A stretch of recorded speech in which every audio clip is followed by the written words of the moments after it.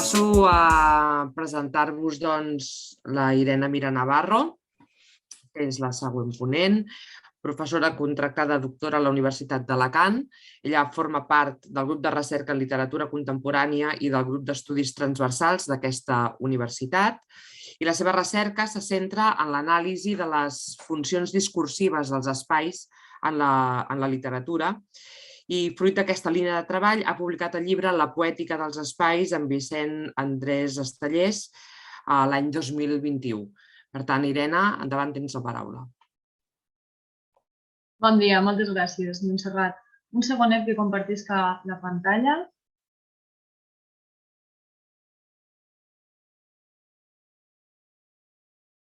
Molt bé. Sí que la podeu veure bé i em podeu sentir bé, veritat? Sí, perfecte. Molt bé, gràcies. Molt bé, doncs comence. Jo em situo en un marc similar al que acaba d'exposar la professora Dasca respecte a la importància de l'espai com a configurador de la narrativa i com a eix central de producció de significats. Jo no treballaré sobre les qüestions del camp, sinó sobre algunes qüestions urbanes. A pesar de tot, no és la meva intenció obrir el debat o les tensions d'aquell debat entre allò urbà i allò rural en la narrativa o en la literatura, encara que ara després en parlarem, que crec que és un tema bastant interessant, sinó que us voldria presentar una investigació que també està començant ara, que està molt a les beceroles, i que té com a centre d'interès o com a punt d'incardinació l'anàlisi o la concepció de la ciutat com un espai problemàtic en entorns de crisi. És a dir, m'agradaria començar a treballar com la crisi econòmica, i això ja he començat a fer-li voltes, com la crisi econòmica, sobretot aquella que afecta més directament a les condicions materials de vida de les persones, té un reflex íntimament vinculat amb el món literari. És a dir, com la literatura és capaç o no de parlar de les conseqüències socials i personals i íntimes també d'aquest conflicte econòmic que afecta a la manera de viure i a la manera de funcionar les societats, els subjectes i també les seves projeccions afectives i relacionals. Per tant, el punt de vista inicial és aquell, analitzar com és capaç l'economia d'alterar la vida i com és la literatura capaç de parlar d'aquella alteració i començar a mirar quins aspectes són conjunturals i quins són estructurals en aquests processos de crisi i com la nostra literatura, la literatura catalana dels últims anys, ha estat capaç o no d'aproximar-s'hi a totes aquestes qüestions. Per tant, tindre sempre present la càrrega social, econòmica i política que impregna bona part dels discursos literaris. En aquest sentit, el títol que us he proposat, Perdre la ciutat, les formes literàries de l'expulsió urbana en la literatura catalana recent, pot ser massa extens perquè en realitat, més enllà de perdre la ciutat, el que us explicaré ara d'una manera succinta és com algunes novel·les ens expliquen qui queda fora de les ciutats o qui ha quedat expulsat de les ciutats, més aviat que les ha perdudes que els han expulsat. En aquest sentit, les idees sobre les quals es podrien assentar aquests plantejaments són la de marginalitat, la de precarietat i la de representació d'aquesta marginalitat i d'aquesta precarietat i en conjunt de la vulnerabilitat social en general. Un exemple que estic començant a treballar i que em genera curiositat i interès és el de les narracions sobre la Barcelona del 92, la Barcelona olímpica i a posteriori postolímpica i les conseqüències que aquell model de ciutat va deixar en la nostra societat i que suposa que la gent que viu a Barcelona això ho veieu cada dia, els que vivim més avall no tant, però suposo que vosaltres ho veureu més, i apuntar algunes idees sobre com totes aquestes interaccions entre la representació de l'espai i la representació de la vulnerabilitat poden començar a construir alguns discursos i si aquests discursos tenen èxit o són fructífers en la literatura catalana o més aviat són mostres relativament recents i encara incipients. Molt bé. En realitat, en relació a aquest primer punt, com us deia, l'objectiu és explorar aquesta literatura catalana actual, especialment la narrativa, sobre com representa i enuncia la marginalitat i la precarietat. La marginalitat i la precarietat en un sentit íntimament lligat a l'espai, en aquella concepció de l'espai com a configurador de la identitat, l'espai com a configurador del subjecte, però un espai que no és la circumscripció ampla de la ciutat o del món urbà en la seva dimensió més gran, sinó en un espai concret i que em recorda en alguns aspectes els que ha comentat la professora Dasca d'aquella comunitat recognoscible, perquè és l'espai del barri. Un barri en què les persones que formen part d'aquest es reconeixen entre si d'una manera similar a la que té lloc en els pobles, com ha explicat la professora Dasca en algunes de les novel·les que ella està estudiant. Doncs bé, jo treballaré en el barri en aquest sentit. I en especial a la dimensió d'aquest espai com a mecanisme de representar aquest barri o aquesta visió de la ciutat com a conglomerat de barris com un camp de tensions socials.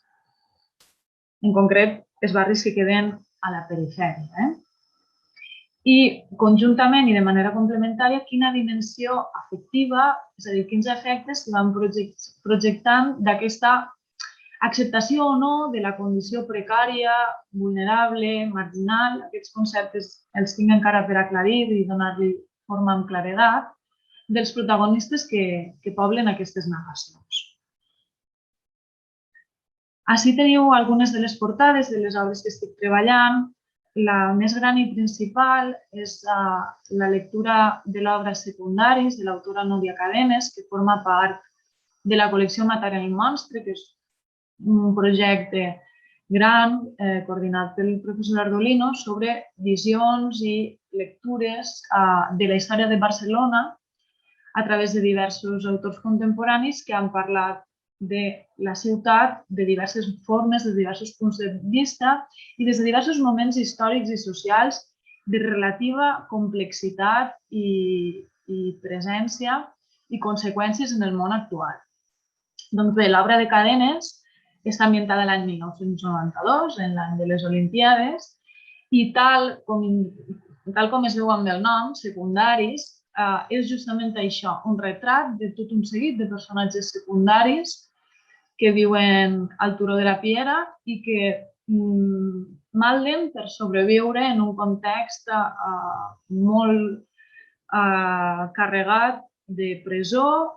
drogodependències, misèria, falta de treball, etc. Totes les complexitats socials i econòmiques que es van donar i que es donen en algunes zones encara.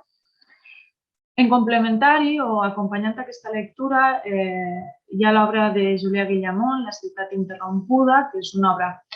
que no és una novel·la pròpiament dita, sinó que és un assaig, un estudi sobre com s'ha representat la ciutat de Barcelona. Doncs hi ha alguns capítols que parlen sobre aquella ciutat postmoderna nascuda a partir del 92 i en aquesta relació Ciutat Princesa de Marina Garcés, que ens dona un punt de vista sobre què és la marca Barcelona i com la marca Barcelona va determinar una construcció molt concreta de la ciutat i va expulsar una part molt concreta dels estrats socials de la ciutat. En contrast o en comparativa, he fet algunes recerques, encara que no massa aprofundides, en el camp de la literatura en espanyol i he trobat dues publicacions molt recents, com són aquestes dues que teniu ací a la banda dreta. La primera d'Albert Lladó, La travessia de les Anguiles, que també està ambientada, aquesta en l'any 93, però també té com a rerefons les Olimpíades a Barcelona, en aquest cas centrat al barri de la Meridiana, i té certes concomitàncies en l'obra de Cadenes, encara que aquesta és un projecte editorial que no té res a veure amb el projecte editorial on està immers Secundaris, i Vistes Olímpiques de Natàlia Carrero, que és una espècie com de postals o de petites narracions sobre com era la vida en la Barcelona del 92, com eren els discursos oficialistes i oficials sobre la felicitat de les Olimpíades i com era la realitat de les persones que habitaven aquells espais. Doncs bé, en aquest sentit, per a preguntar-nos com es construeix en la literatura catalana recent la representació de la precarietat i la vulnerabilitat social, aquestes obres poden anar donant algunes pistes perquè el simple fet de mirar obres com, per exemple, la de Cadenes o la d'Albert Lladó sobre Barcelona del 92 són un bon exemple per veure com comencen els processos o com agafen embranzida, millor dit, els processos d'expulsió de la ciutat d'alguns estrats socials i diguem-ho així, d'algunes classes socials, que és un procés que ara mateix s'ha ampliat molt amplament a altres barris i a altres zones de les ciutats, que ja no són el que tradicionalment s'havia considerat com la perifèria. I com aquests textos assagístics, en el cas de Guillamón i Garcés, ajuden a entendre-ho des d'un altre punt de vista. Guillamón, en el seu llibre de La ciutat interrompuda, parla que la Barcelona postmoderna, que agafa vol a partir del 92, és una Barcelona de dirigents, planificadors, constructors, propietaris i, finalment, habitants. Aquesta posició última o secundària, mai millor dit, del mot habitants en aquest seguit d'adjectius que proposa Guillamón és el que em fa pensar que la manera de representar aquests habitants de les ciutats i la posició social que aquests habitants tenien en processos com va ser les Olimpíades a Barcelona donen en la literatura o en l'obra que ara comentaré algunes pistes de com es configura el discurs sobre la vulnerabilitat social en la literatura catalana.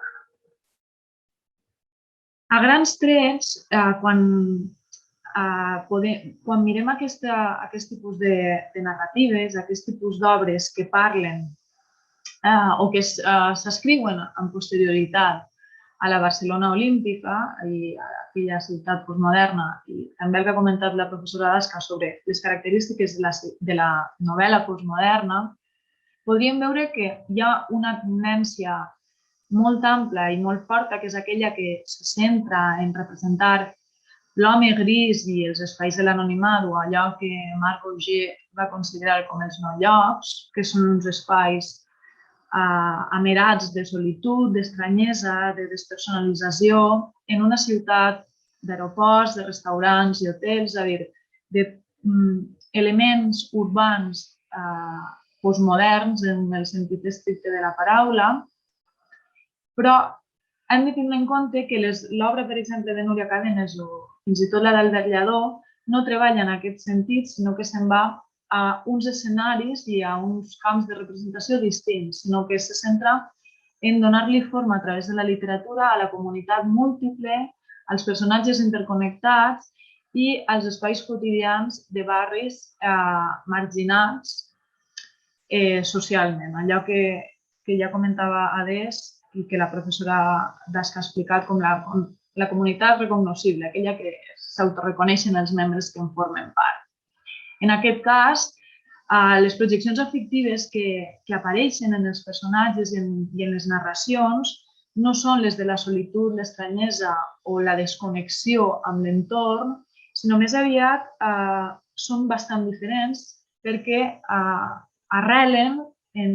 emocions com la ràbia, la consciència de l'exclusió, el desig de fugida i de supervivència i la necessitat de seguir endavant, tot i saber i tindre molt clar quin és el lloc d'on venen i on van aquests personatges. Si posarem algun exemple concret, aquestes narracions sobre Barcelona 92 o sobre els voltants de Barcelona 92 contrasten amb aquesta opció de les narracions dels homes grisos i dels espais despersonalitzats que potser apareixeria amb molta força en autors com Monzó o Pàmies. Nosaltres ara aniríem a l'altre costat, a la de les comunitats que són reconeixibles en els barris des d'una narrativa diferent. L'obra d'Albert Lladó crec que és representativa en aquest sentit i en aquesta manera de projectar i de representar algunes emocions com la ràbia i la connexió al barri i a la comunitat i a la xarxa, en cites com aquesta. Ell diu a l'inici del tot de la novel·la. Diu, estamos a un cuarto de hora en tren del centro de Barcelona, pero ni somos parte de ninguna capital ni nadie pregunta por nosotros. Un barrio que más que periferia es cuneta. Aquest plantejament que després avança i diu que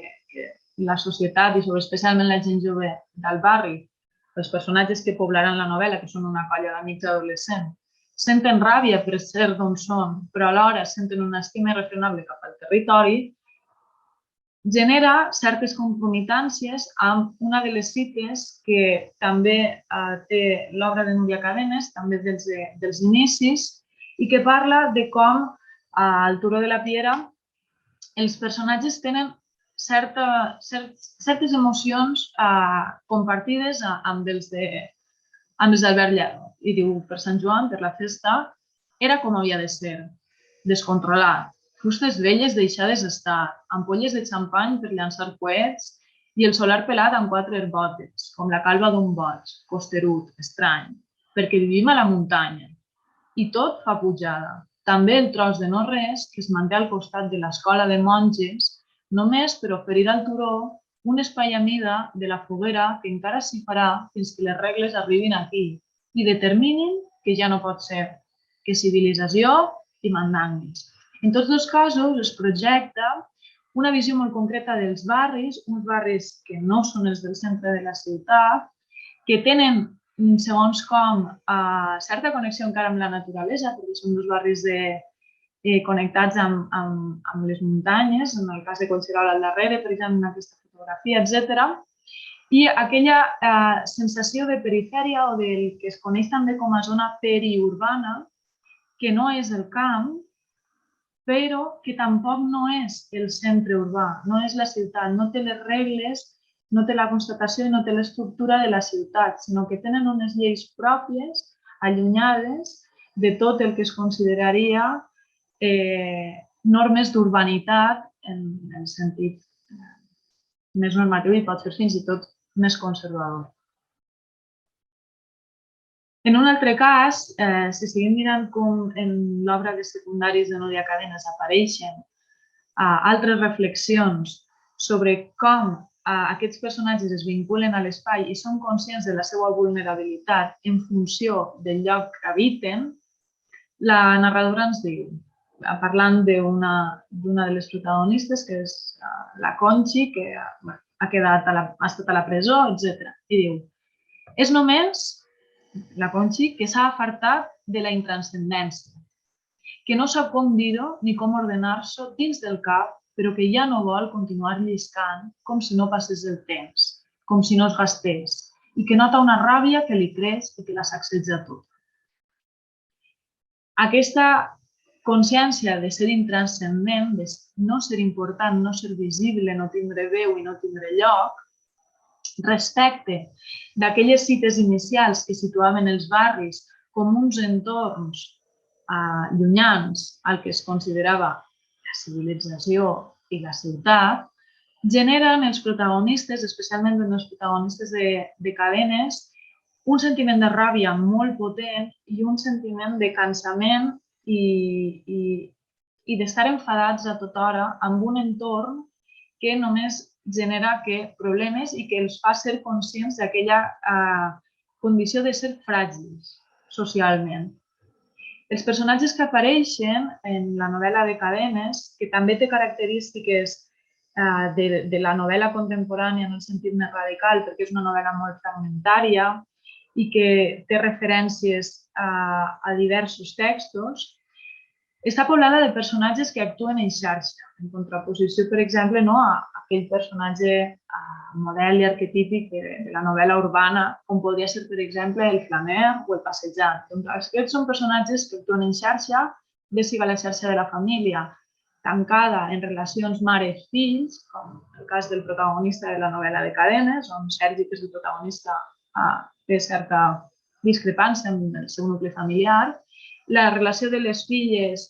amb els marits de les mares o les colles d'amics i l'amistat com a xarxa de suport i de manteniment de la vida. En totes aquestes situacions en què els personatges actuen en xarxa i saben que es reconeixen entre si en un entorn molt concret, que és l'entorn del barri, que es presenta a tota hora com un entorn tancat, del qual veuen difícil poder eixir, la vulnerabilitat es emergeix com un fenomen d'una causa social molt clara que afecta el subjecte i que afecta a tot el context en què aquests subjectes, bé siguin els protagonistes principals o no, de les novel·les. La vulnerabilitat apareix en el sentit que apuntava la filòsofa Martha Nussbaum com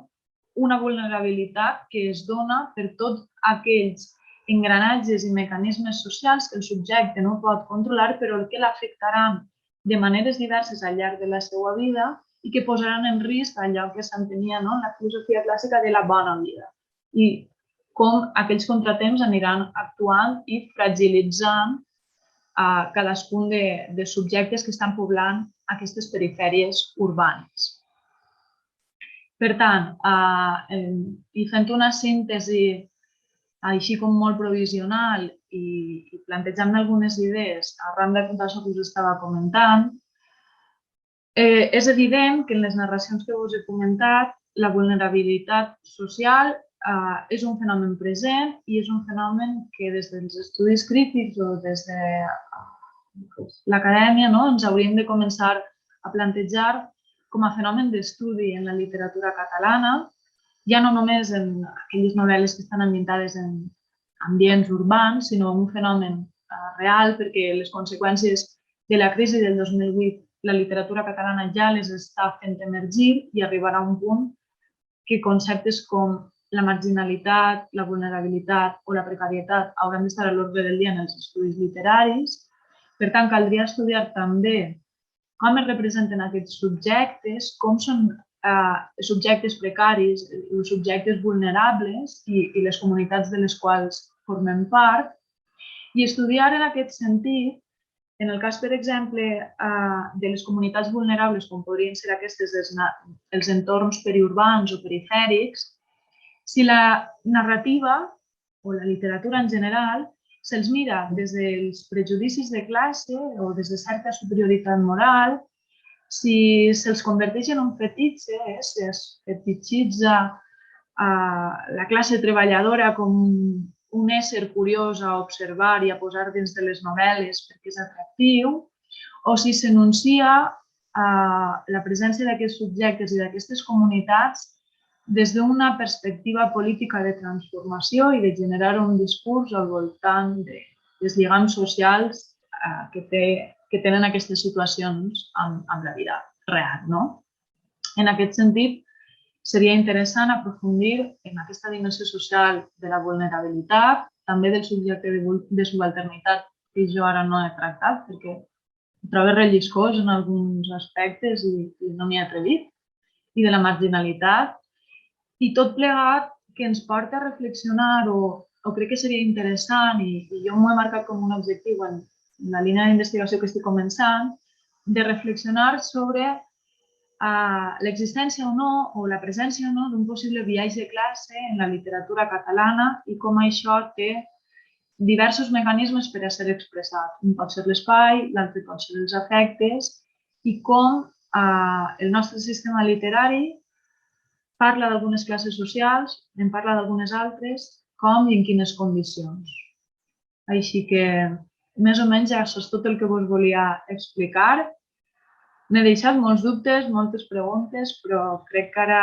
en el debat amb la professora Gatell i la professora Dasca podrem apuntar altres qüestions. Moltes gràcies.